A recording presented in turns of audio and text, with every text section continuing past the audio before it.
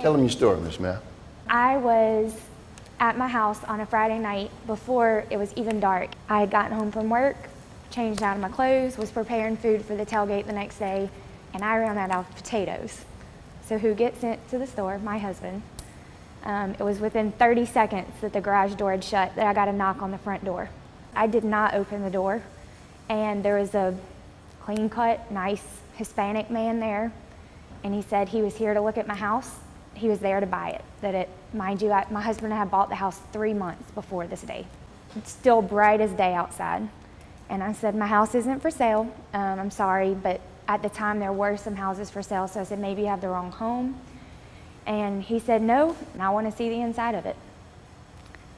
I said, you're not going to see the inside of it. I'm sorry, but I own this home. And he said, yeah, it's for rent. I was like, nope, it's not for rent. And I walked away. I left the front door, and I went and I set my alarm. And within 45 seconds, he had beat down my back door in my back bedroom.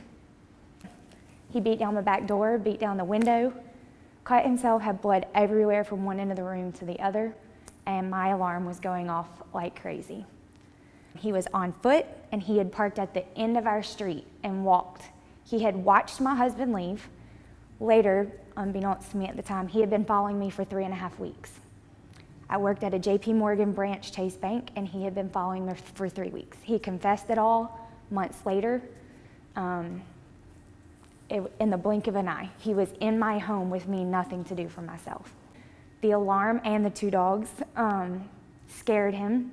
He hopped my back fence that is directly lined up to Nicholson. And we had found out later when the cops got there and we started the investigation, he had unscrewed my light bulbs to my flash warning lights outside to where if I had heard him and turned on my lights, I wouldn't have been able to see him. Also another thing, we got outside and all screens on my windows had been removed.